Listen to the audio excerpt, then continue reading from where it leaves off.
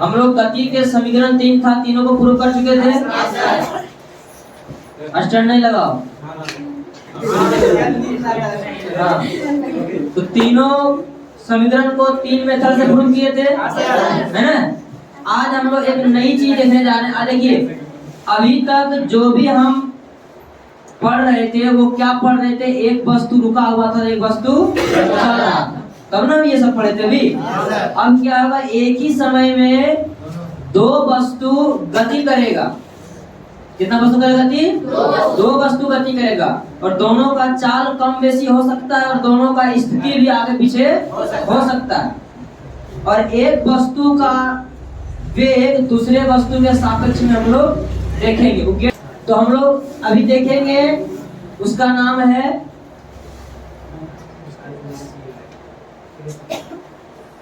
सापेक्षिक वेग या आपेक्षिक वेग। इंग्लिश नाम हो जाएगा रिलेटिव वेलोसिटी। क्या नाम हुआ? Relative velocity. रिलेटिव मतलब क्या होता है? रिलेशन, इसी क्या किसी एक दूसरे के बीच क्या रिश्ता, रिलेशन हुआ ना। यहाँ पे हम लोग क्या लिखेंगे? सापेक्षिक या आपेक्षिक अर्थात रिलेटिव वेलोसिटी। मतलब दो वस्तु को गति कराएंगे एक ही बार में, और एक वस्तु का दूसरे वस्तु के सापेक्ष हम लोग क्या निकालेंगे? वेग, कि कितना होता है कितना नहीं होता है। आप लोग 9th में अगर ठीक से फीस पढ़े होंगे तो एक हिसाब ऐसा आया होगा कि एक ट्रेन इतना किलोमीटर प्रति घंटा की चाल से गति कर रही है, एक और दूसरी ट्रेन उसी दिशा में इतना किलोमीटर प्रति घंटा की चाल से गति कर रही है। तो बताइए पहला ट्रेन का गति दूसरे ट्रेन की अपेक्षा में कितना है? या फिर आप ऐसे सुने होंगे कि एक ट्रेन इधर से गति कर रही है, उसके विपरीत दिशा में एक तोता उड़ता हुआ आ रहा है। तो बताइए वो तोता ट्रेन को कितना देर में पार करेगा? यही होता है क्या? सापेक्षिक या आपेक्षिक वेग। सापेक्षिक वेग किसे कहेंगे? किसी दूसरे वस्तु की तुलना में पहले वस्तु का जो वेग होता है उसी को हम क्या कहेंगे? सापेक्षिक वेग कहेंगे। इसका परिभाषा सिंपल परिभाषा लिखें अथवा नहीं लिखें कोई दिक्कत नहीं, समझ गए ना। जैसे कि मान लिया जाए 2 व्यक्ति दौड़ रहा है, तो इस व्यक्ति का उसके सापेक्ष कितना गति है वो निकालना है। जैसे मान लिया जाए एक लेते हैं एग्जांपल, एक ट्रेन ए है, एक ट्रेन क्या है? एक ट्रेन ए यहाँ है, एक ट्रेन बी, दोनों अलग अलग स्टेशन पर है ना। मान लो ये स्टेशन थोड़ा पीछे, ये थोड़ा क्या है? आगे है। ये ट्रेन भी इसी दिशा में गति कर रही है, ये ट्रेन भी इसी दिशा में गति कर रही है। अब इस ट्रेन का वेलोसिटी मान लेते हैं v1 है, इसका मान लेते हैं क्या है? v2 है। अब दोनों का कम बेसी हो सकता है, तो बताइए ट्रेन ए का गति ट्रेन बी के सापेक्ष में कितना है? या फिर कभी आपको बोलेगा ये ट्रेन जो है 10 किलो मान लेते हैं, ये ट्रेन 80 किलोमीटर प्रति घंटा की चाल से चल रही है, और ये ट्रेन 100 किलोमीटर प्रति घंटा की चाल से चल रही है। तो बताइए ये ट्रेन इस ट्रेन को कितने देर में पार करेगी? क्योंकि इसका वेग क्या है? कम है, इसका वेग क्या है? ज्यादा। ये ओवरटेक करेगा। ये सारी चीजें हम लोग भी देखते हैं कैसे निकालेंगे और कैसे नहीं। तो इसका परिभाषा ऐसे लिखे अथवा नहीं लिखे कोई दिक्कत नहीं है, लेकिन हम लिख देते हैं किसी दूसरे गतिमान वस्तु के सापेक्ष, किसी दूसरे गतिमान वस्तु के सापेक्ष पहले गतिमान वस्तु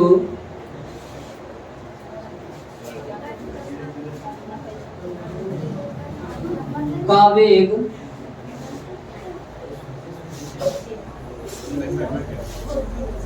सापेक्षिक वेग कहलाता है।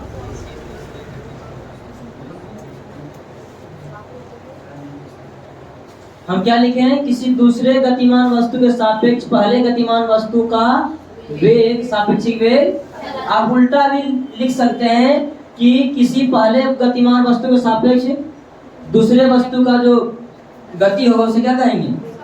सापेक्षिक वेग है। किसी का कह सकते हैं, जैसे इसके सापेक्ष इसको निकाल सकते हैं, इसके सापेक्ष इसको निकाल सकते हैं, किसी को मतलब सापेक्षिक में किसी को ले सकते हैं। ठीक है, अब देखिए इसका व्यंजक प्राप्त करते हैं। सापेक्ष मतलब होता है किसी दूसरे के तुलना में, दूसरे के तुलना में। जैसे मान लिया जाए एक राम, ये एक व्यक्ति था और एक ये है, ठीक है ना। इसके पास मान लेते हैं पैसा कितना है, 100 रुपया है। इसके पास कितना, 120 रुपया है ना। या फिर मान लीजिए इसके पास 120 है, इसके पास कितना है, 100 रुपया है। अब ध्यान दीजिएगा,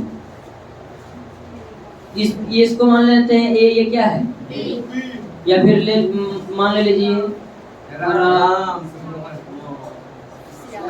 श्याम। आपसे पूछा जाएगा राम के पास श्याम के तुलना में कितना रुपया अधिक है, 20 रुपया अधिक है।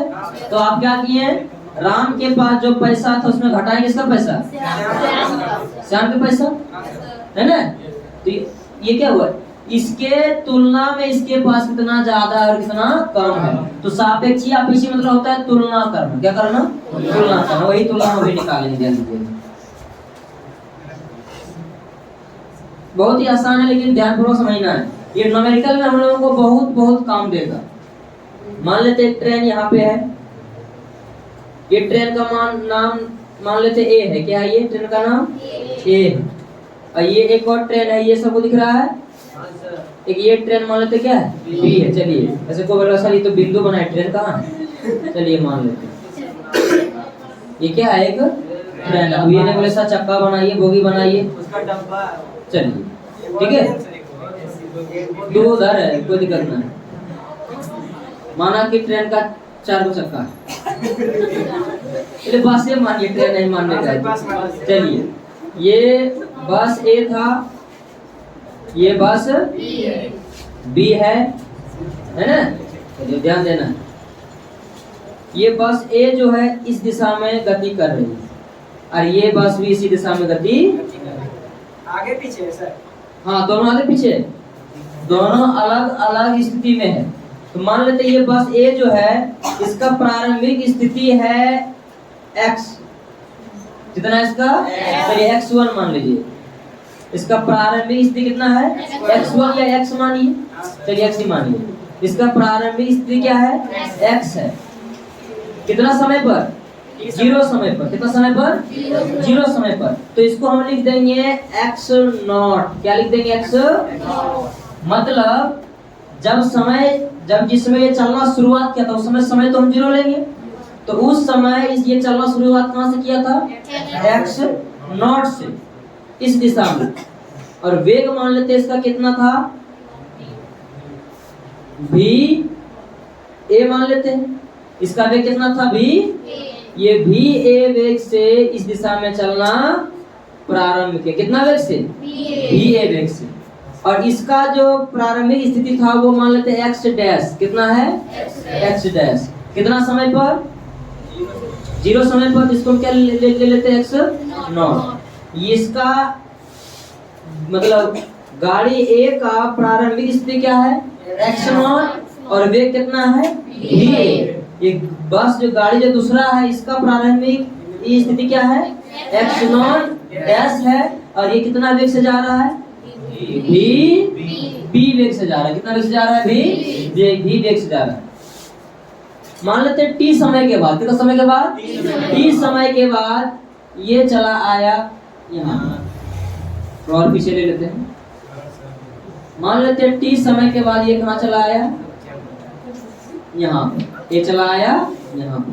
और यहाँ जब आया तो दूरी कितना तय किया, देखिए स्थिति क्या मान है इसका, x मान है। तो यहाँ x0 क्यों लिए, क्योंकि समय का मान क्या था यहाँ पर, 0। तो t समय के बाद मान लेते इसका स्थिति हो गया xt। कितना हो गया, xt, ठीक है ना। और ये मान लेते यहाँ से चल के आ गया कहाँ, यहाँ पर। सबको ये दिख रहा है, दिख रहा है सबको। ये बस b है। ये जो है t समय के बाद यहाँ पे चला आया और इसका स्थिति हो गया x डैश t। क्या गया, x डैश।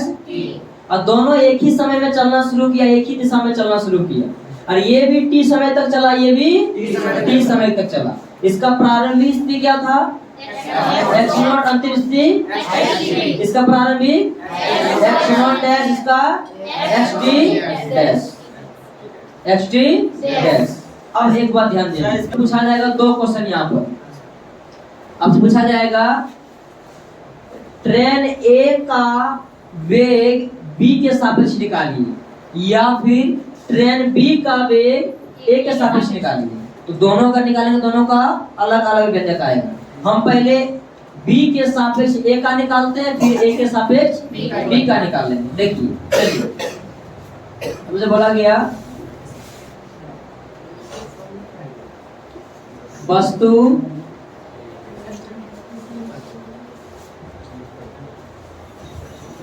बी के सापेक्ष वस्तु ए का गति, वस्तु ए का गति। अब जरा सा देख लीजिए हम कैसे निकालते हैं, यहाँ पे ध्यान देना है। तो वस्तु बी के सापेक्ष ए का गति निकालना है। क्या निकालना है? गति निकालना है। तो चलिए गति या वेग ले लेते हैं ना, चलिए यहाँ पर वेग लेते हैं। तो निकालना क्या है हमको? वेग निकालना है। वेग को किससे लिखते हैं? बी से। चलिए लिख दिए। किसका निकालना है? ए का निकालना है कि बी का निकालना है? किसका निकालना है? बी के सापेक्ष वस्तु ए का निकालना है ना। तो जिसका निकालना है उसको आप यहाँ पे क्या कीजिए? पहले लिखिए। अब जिसके सापेक्ष निकालना है उसको यहाँ पर बाद में लिखिए। लिख दिए ना। तो भी ए बी मतलब हुआ ए का वेग बी के सापेक्ष। ये कैसे लिखे पता चला? नहीं चला। एक बार फिर से है ना, देखिए क्या निकालना है? वेग। किसका निकालना है? ए का। ए लिखे। किसके सापेक्ष? बी के सापेक्ष। तो भी ए बी निकालना है। भी ए बी बोलने का मतलब हुआ ए का वेग निकालना है बी के सापेक्ष। अभी हम राम और श्याम वाला बात बताए थे। राम के पास कितना रुपया था? 120। श्याम के पास 100 रुपया। हम बोले थे श्याम के सापेक्ष राम के पास कितना था? 20 रुपया बोले। 20 रुपया कैसे आया? 120 माइनस 100 किए होंगे। तो 120 किसका था? 100 किसका था? हम किसका निकाल रहे थे? राम का कि श्याम का? राम का निकाल रहे थे श्याम के सापेक्ष, है ना। तो जिसका निकालते हैं उसमें घटाते हैं, जिसके सापेक्ष निकालते हैं उसको, है ना। चलिए अगर ये सब समझ में नहीं आया तो छोड़िए। राम श्याम देखिए भी ए भी आ गया। अब जो पहले होगा उसको पहले लिखेंगे, माइनस जो बाद में होगा उसको बाद में लिखेंगे। मतलब जिसका निकालना हो उसमें घटाएंगे, जिसके सापेक्ष निकालना हो उसको। समझ आई ये बात? पहले ये कैसे लिखवा चला ना। वेग निकालना है ए का बी के सापेक्ष। अब क्या क्या करेंगे? भी ए माइनस बी करेंगे, बी ए माइनस बी करेंगे। अब आपको पता है वेग बराबर विस्थापन बटे समय। विस्थापन बटे समय। तो विस्थापन कितना हुआ? ध्यान दीजिएगा। मान लेते हैं आप चलना शुरू किए थे, जहां से चलना शुरू किए थे उस पोल पर लिखा था 15 किलोमीटर। कितना? 15 किलोमीटर। आप जब चलते चलते मान लेते एक पोल के पास रुक गए, इस पोल में लिखा हुआ 50 किलोमीटर। तो आप कितना किलोमीटर चले? आपका विस्थापन कितना हुआ? 50 माइनस 15 वगने हुआ। तो ये जरा बताइए, ये चलना शुरू कहाँ से किया था? x0 से चला कहाँ तक? xt तक। इसका विस्थापन कितना हुआ? xt minus x0। समझ में आया? ये वस्तु ए का विस्थापन कितना हुआ? xt minus x0। क्योंकि चलना शुरू किया था x0 से, पहुंचा कहाँ तक? xt तक। तो अंतिम स्थिति माइनस प्रारंभिक स्थिति। ठीक है। जरा वस्तु बी का बताइए विस्थापन कितना होगा? x dash t minus x dash not. दोनों कितना समय तक चला है? ये भी t समय तक चला है, ये भी चला है t समय तक, और ये भी आपका चला है कितना समय तक? t समय तक। क्लियर ये? अब देखिए, तो हम जानते हैं वेग बराबर विस्थापन बटे क्या होता है? समय होता है। तो पहला वस्तु का वेग निकाल लेंगे। किसका? पहला वस्तु का वेग। तो पहला वस्तु का वेग क्या है? भी ए है। तो भी ए बराबर क्या होगा? इसका विस्थापन बटे इसका समय, हाँ सर। तो वस्तु ए का विस्थापन कितना है? X T minus X not, अब बटे समय कितना लगा इसको? टी लगा। हाँ सर। जरा भी बताइए, भी बराबर कितना हो जाएगा वस्तु बी का? तो वस्तु बी का विस्थापन कितना है? X T minus X T dash minus X naught dash बटे, तो जहाँ पे भी ए है उतना यहाँ पे लिख सकते हैं, जहाँ पे भी है वहाँ पे भी का मान लिख सकते हैं। चलिए लिखते हैं, भी ए बी इक्वल टू, भी ए के जगह भी ए का मान X T minus X naught बटे T minus X T dash minus X naught dash बटे टी। यहाँ से लघुत्तम लेंगे तो लघुत्तम कितना आ जाएगा आपको? टी आ जाएगा। तो लघुत्तम हमारा टी आया, तो भी ए बी इक्वल टू, तो टी लघुत्तम ले लेंगे, तो टी लघुत्तम ले क्या आया?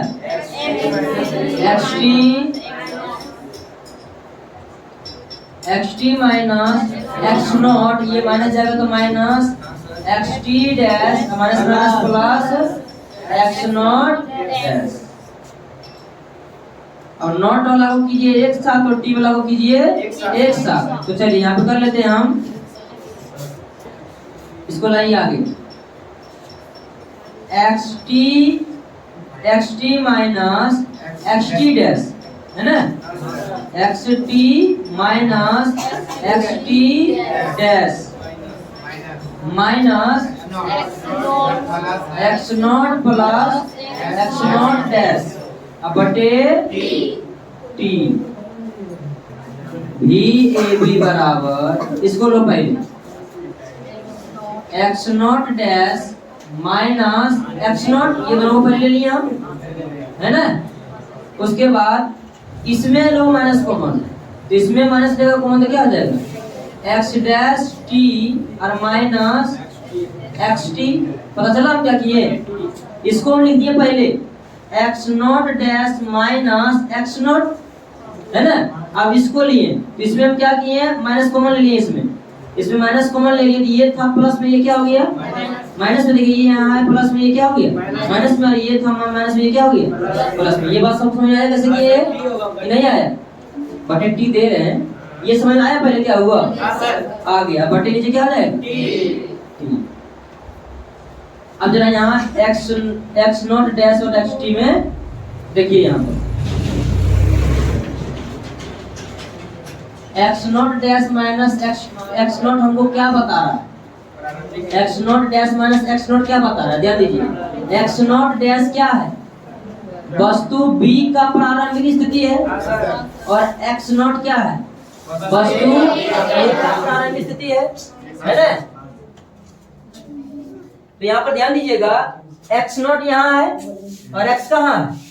यहाँ है। एक्स नॉट यहाँ और एक्स यहाँ। एक काम करें, यहाँ से अगर हम इसको ऐसे करके अगर एक लाइन खींचते हैं तो ये एक्स नॉट कहाँ, एक्स नॉट डैश कहाँ आता है? यहाँ पर आता है ना। एक्स नॉट डैश कहाँ आया? यहाँ आया। अब आप खुद बताइए, एक्स नॉट डैश और एक्स नॉट में कितना दूरी का फासला है? X naught dash minus X not. ये यहाँ से यहाँ का लाइन का लंबाई कितना हुआ? यहाँ पर है एक्स नॉट डैश, यहाँ पे है एक्स नॉट। तो बताइए आप ये लंबाई कितना हुआ? X naught dash minus X not नहीं हुआ? अंतिम स्थिति माइनस प्रारंभिक स्थिति, पता चल रहा है? देखो एक मिनट, यहाँ पे था एक्स नॉट डैश था ना, यहाँ पर क्या था? एक्स नॉट डैश, और यहाँ पे क्या है? X not. तो इस एक्स नॉट डैश को अगर हम ऊपर लेके जाए तो ये कहाँ आता है? यहाँ पर आता है ना। अब यहाँ एक्स नॉट डैश हो गया, ये एक्स नॉट हो गया, तो इन दोनों के बीच का दूरी कितना हो जाएगा? X naught dash minus X not. और ये जो दूरी है, ये कौन सा दूरी है? ये दूरी जो है, ये वस्तु बी जो है इतना आगे है किससे? ए से। और ए जो है इतना पीछे है किससे? बी से। मतलब ये जो है, ये वस्तु ए और बी के बीच का विस्थापन है। ये क्या वस्तु ए और बी के बीच का विस्थापन? तो ये वस्तु ए जो है, ये बी से इतना पीछे था। ये वस्तु ए जो है, ये बी से क्या था? इतना पीछे था। तो शुरू में हम क्या लिखते हैं? वस्तु ए और बी के बीच का विस्थापन ये है ना, ये जो निकला है वस्तु ए और बी के क्या निकला है, बीच का विस्थापन निकला है। मतलब बी जो है, ए जो है बी से इतना पीछे था। तो शुरू में हम क्या लिखे, वस्तु ए और बी के बीच का क्या विस्थापन, और माइनस ये आपका क्या है, एक्स टी कहाँ है, यहाँ है, और एक्स टी डैश कहाँ है, यहाँ है, और एक्स टी कहाँ है, यहाँ है ना। तो हम अगर इस लाइन को अगर हम यहाँ पे मिलाएं, यहाँ पे क्या आता है, एक्स टी डैश आता है ना। तो ट्रेन बी जो है पहले इतना आगे था, अब ये आगे था, ये बाद में क्या रहा, आगे ही रहा। अब बताइए, ये जो था ये प्रारंभिक विस्थापन था दोनों के बीच में, और ये कौन सा विस्थापन हुआ, अंतिम विस्थापन हुआ। ये विस्थापन का मान कितना होगा, ये यहाँ पर एक्स टी है, यहाँ पर एक्स टी डैश है, ये मान कितना हो जाएगा, एक्स टी। ये जो है हमारा, ये है दोनों वस्तु का अंतिम विस्थापन, क्या ये अंतिम विस्थापन, और ये हमारा जो ये है क्या, दोनों का प्रारंभिक विस्थापन। तो अगर हम इसको शब्दों में लिखें तो भी ए बी बराबर क्या हो जाएगा, भी ए बी बराबर क्या हो जाएगा, प्रारंभिक विस्थापन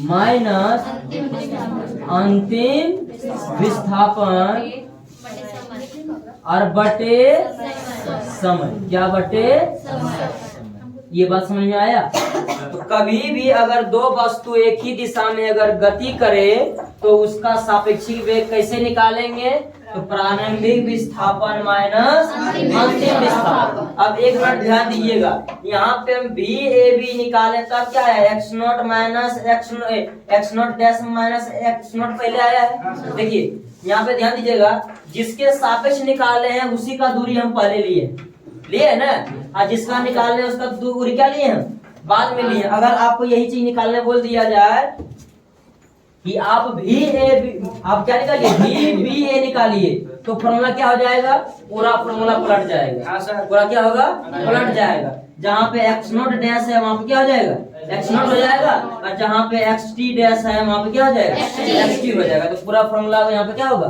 पलट जाएगा। तो ये हमारा फॉर्मूला ऐसा हो जाएगा, x not minus X naught dash और फिर minus X T minus X T not x T बटे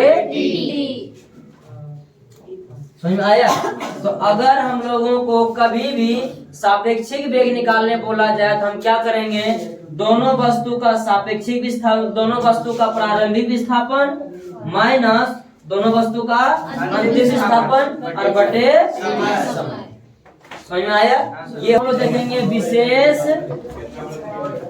स्थितियां, ध्यान दीजिएगा, क्या देखेंगे, विशेष स्थितियां। तो विशेष स्थितियां में क्या देखेंगे, नंबर 1 में ध्यान दीजिएगा, नंबर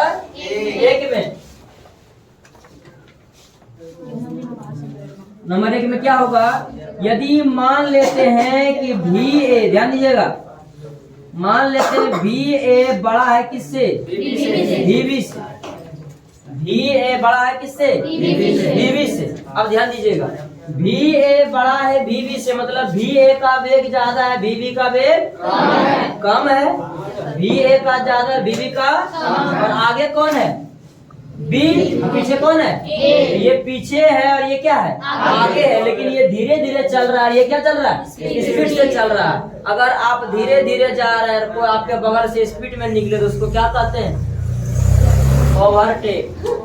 क्या कहते हैं, ओवरटेक नहीं कहते हैं। अरे देखो फला ओवरटेक कर रहा है, पूरा एकदम हॉर्न पर हाथ धर देगा, अरे बोला अरे ओवरटेक करा, आप अपने जगह जब करो, हमरे हम बोले हो जाते हैं ना। तो ओवरटेक कब होता है, ओवरटेक तब होता है जब पहले वाले वस्तु का वेग जो पीछे है उसका वेग क्या हो, ज्यादा हो, और जो आगे चल रहा है उसका वेग क्या हो, कम हो, तभी क्या होगा, ओवरटेक होगा। और नहीं तो पीछे वाला का वेग कम है, आगे वाला का वेग ज्यादा, तो ओवरटेक कभी होगा नहीं होगा। वो और क्या होगा, धीरे धीरे पीछे चलता जाएगा। तो पूछा जाएगा, ऑब्जेक्टिव क्वेश्चन में कभी पूछ जाता है कि एक वस्तु दूसरे का ओवरटेक कब करेगा? जब पहले का वेग ज्यादा होगा और दूसरे का वेग कम होगा। मतलब जिसके सापेक्ष हम निकाल रहे हैं उसका वेग कम होना चाहिए, जिसका निकाल रहे हैं उसका वेग ज्यादा होना चाहिए, तब क्या होगा? ओवरटेक होगा। तब क्या होगा? ओवरटेक होगा। तो बताइए जरा भी तो क्या होगा यहाँ पर? तो यहाँ पे हो जाएगा आपका ओवरटेक। क्या हो जाएगा? ओवरटेक। ओवरटेक होगा, है ना? तब क्या होगा? ओवरटेक होगा ना।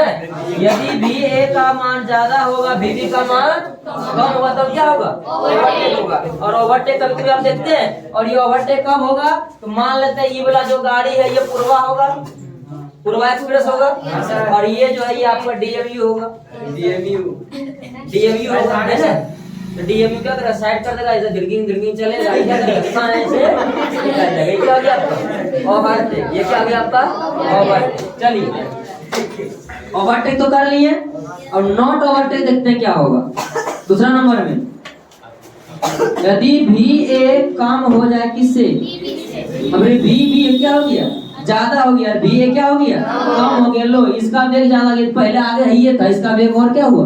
ज्यादा गया। ये और स्पीड से जा रहा है, धीरे धीरे क्या होते जा रहा है? पीछे होते जा रहा है। पहले इतना को दिखाएगा, फिर इतना को धीरे धीरे इतनी को दिखाने लगेगा, है ना? तो इसमें क्या होगा? Not overtake. Not overtake. Not overtake. Overtake नहीं हो। तीसरा देख लेते हैं यहीं पर। यदि भी ए बराबर हो जाएगा किसके? भी से, तब क्या होगा? यदि भी ए और भी बराबर हो गया तो क्या होगा? तो ना तो ओवरटेक होगा, ना मतलब ओवरटेक भी नहीं, मतलब दोनों से कोई नहीं होगा। दोनों किस अवस्था में आ जाएगा? विरामावस्था में आ जाएगा। क्या हो जाएगा दोनों? तब दोनों क्या हो जाएगा? दोनों विरामावस्था में। दोनों विरामावस्था नहीं होगा। ये विरामा में इसका सापेक्ष तो पूछा जाएगा ओवरटेक कब होगा? ओवरटेक तब होगा जब एक का वेग ज्यादा, एक का वेग मतलब जिसका वेग निकाल रहे हैं उसका वेग ज्यादा, जिसके सापेक्ष निकाल रहे हैं उसका वेग कम, है ना? और नॉट ओवरटेक कब होगा?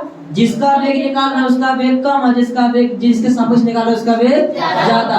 और दोनों विरामावस्था में कब आएगा? जब दोनों का वेग बराबर। समझ में आई ये चीज? आ गया ना? अगर किसी का हमको सापेक्षिक विस्थापन निकालना है तो क्या लिखेंगे? दोनों का प्रारंभिक विस्थापन माइनस दोनों का अंतिम विस्थापन। समझ में आया ये बात? ठीक है, इसको आप नोट कीजिए। अब एक खुशखबरी सुनाते हैं, ये चैप्टर समाप्त हो गया। क्या ये चैप्टर? लेकिन चैप्टर समाप्त हो गया। अब क्या इसमें समझें और क्या नहीं समझें वो अब पता चलेगा। अगर आपसे आंकिक प्रश्न न्यूमेरिकल अगर खुद ब खुद सॉल्व हो जाता है, समझिए आप इस पूरे थ्योरी को समझ चुके हैं। और अगर नहीं बनता है, समझिए आपको में कुछ न कुछ दिक्कत है। एक काम करते, सबसे पहले हम जो भी इस चैप्टर में पढ़े हैं उसको एक जगह पर जमा कर लेते हैं, ताकि हम आंकिक प्रश्न अगर बनाए तो वो चीज हम हमारे पास रहना चाहिए। देखिए पहला क्या था? इतना चीज था ना। एक चीज और हम बोलते हैं, कभी कभी आपसे बोला जाएगा कि एक वस्तु है वो विरामावस्था से चलना प्रारंभ किया। कौन सी अवस्था से? विरामावस्था से चलना प्रारंभ किया। तो आप प्रारंभिक वेग क्या लीजिएगा? विरामावस्था से चलना प्रारंभ किया। प्रारंभिक वेग पीछे विरामावस्था से चलना प्रारंभ किया। प्रारंभिक वेग 0 लेंगे ना। चलिए ये रुका हुआ है, यहाँ चलना प्रारंभ किया। शुरू में मेरा वेग क्या था? 0। क्या था? तो अगर कहीं पर बोलते कि विरामावस्था, क्या बोलते? विरामावस्था से चलना प्रारंभ,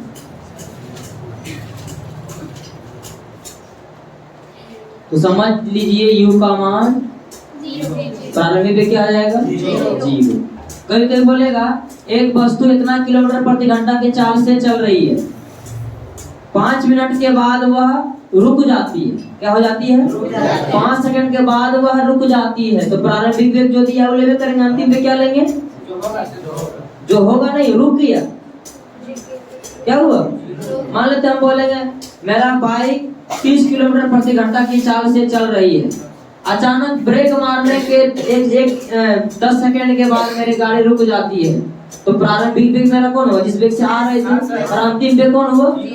लास्ट में तो रुक गए ना, अंतिम वेग क्या हो गया? 0। तो कहीं भी बोल दे कि वस्तु अंत में